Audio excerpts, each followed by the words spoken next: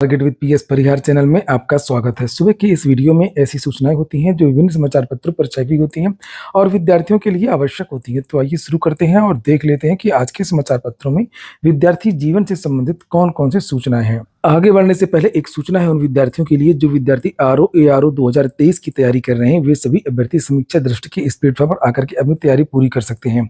यहाँ पर देख सकते हैं बहुत सारे पूर्व चयनित छात्र हैं जो आपको गाइडेंस देंगे, मार्गदर्शन देंगे। किस तरीके से आपकी तैयारी होगी उसके बारे में भी यहाँ जानकारी दी गई है। जैसे आरओ के लिए जो जीएस का टेस्ट होगा उसमें 10 सेक्शनल टेस्ट होगा, 15 कंप्लीट टेस्ट होगा।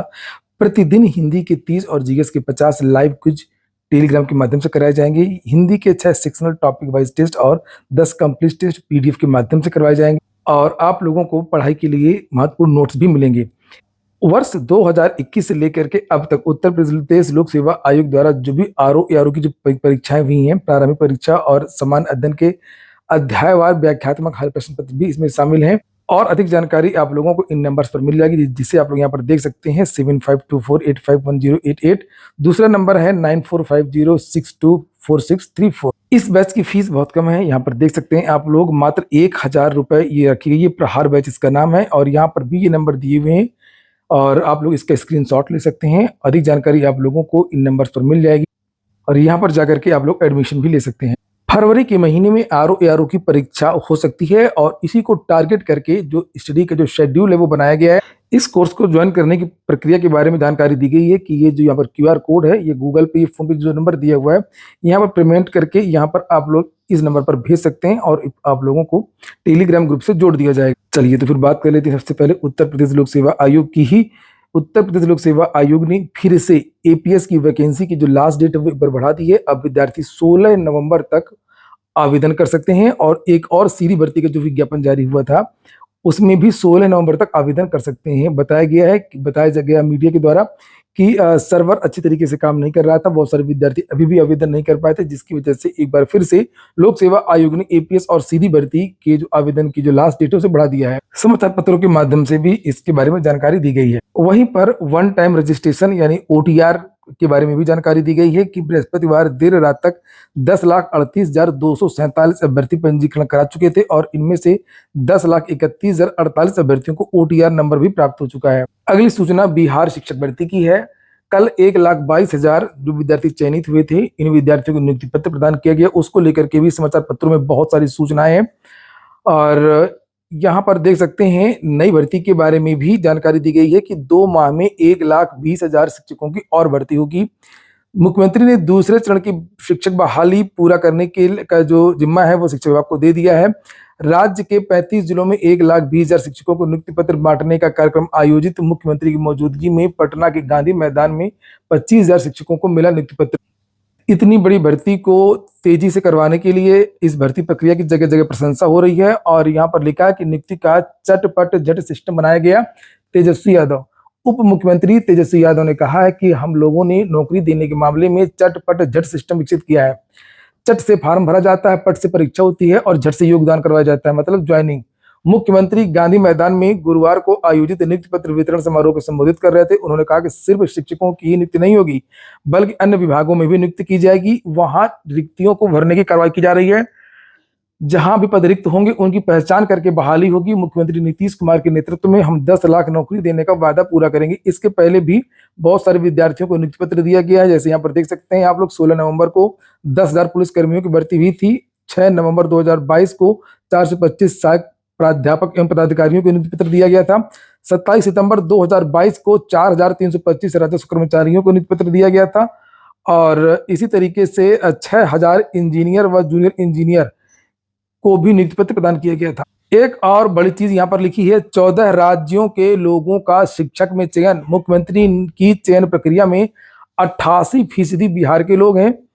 उसके बारे में मैंने पहले भी बताया था कि 50% सीटें तो सीधे सीधे जो आरक्षित वर्ग के लोग होते हैं उनके लिए होती हैं और उसमें दूसरे राज्यों के जो विद्यार्थी हैं वो प्रवेश नहीं कर पाते हैं। जो समान वर्ग की जो सीटें होती हैं केवल उनमें और उनमें ही दूसरे राज्यों के विद्यार्थी प्रवेश कर पाते हैं। तो जो माध्यमिक कक्षा 9 और 10 और 11 और 12 की जो भर्ती थी उसमें एस टेट था, तो वो योग्यता दूसरे राज्य के विद्यार्थियों की नहीं थी। तो जो दूसरे राज्यों के विद्यार्थियों को चयन हुआ है वो पद खास तौर से प्राथमिक का ही रहा है और यही कारण है कि यहाँ पर जैसे लिखा हुआ है कि 12% को जो है जो चयनित शिक्षक हैं वो दूसरे राज्यों के हैं। यहाँ पर लिखा है कि जिन राज्यों के लोगों का चयन हुआ है उसमें केरल, कर्नाटक, गुजरात, महाराष्ट्र, असम, पंजाब, मध्य प्रदेश, उत्तराखंड, हरियाणा, झारखंड, यूपी, राजस्थान, दिल्ली और पश्चिम बंगाल के लोगों को सफलता मिली है।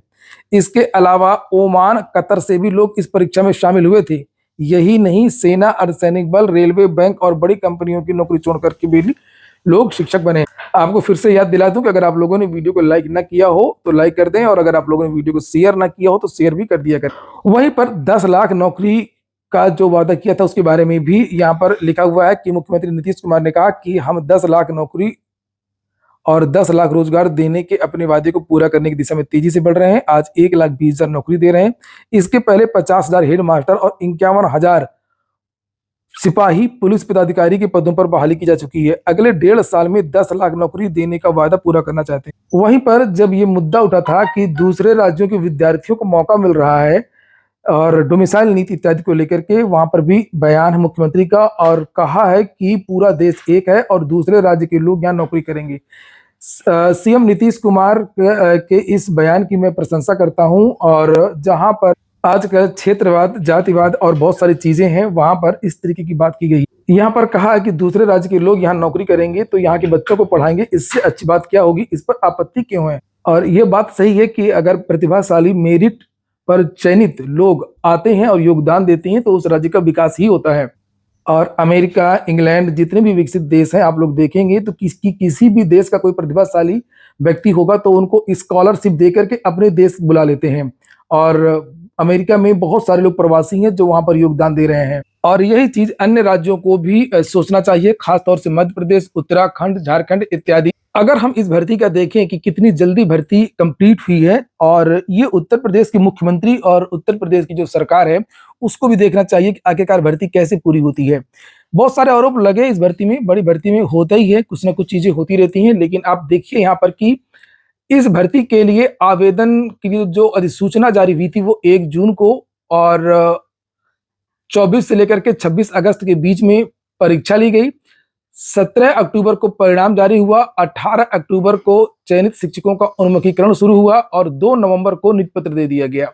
अगली सूचना यूपीएससी की, 33 IAS देकर उत्तर प्रदेश ने राजस्थान को पछाड़ा है इस बार, और इशिता किशोर सहित यूपी के 5 छात्रों को मिला है होम कैडर। तो इनको जो कैडर है वो अलॉट कर दिया गया है, जिसे आप लोग यहाँ पर देख सकते हैं कि यूपी से 33 IAS बने, राजस्थान से 22, बिहार से 14, दिल्ली से 18, मध्य प्रदेश से 9। तो ये पूरी सूची है जिसे आप लोग यहाँ पर देख सकते हैं। यूपी के रहने वाले 179 सीटें थी IAS की, 179।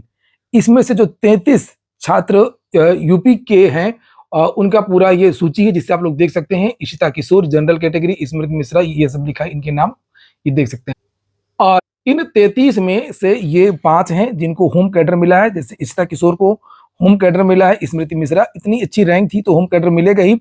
शिशिर कुमार सिंह, इनको भी होम कैडर मिला है, महेंद्र सिंह और रिंकू राही। तो यूपी को 16, कुल मिलाकर के यूपी को 16 नए IAS मिल गए हैं। ये कुछ टॉपर्स जिसे आप लोग देख सकते हैं। इशिता किशोर के बारे में मैंने बताया भी आप लोगों को, गरिमा लोहिया ये बिहार की थी तो इनको बिहार दे दिया गया।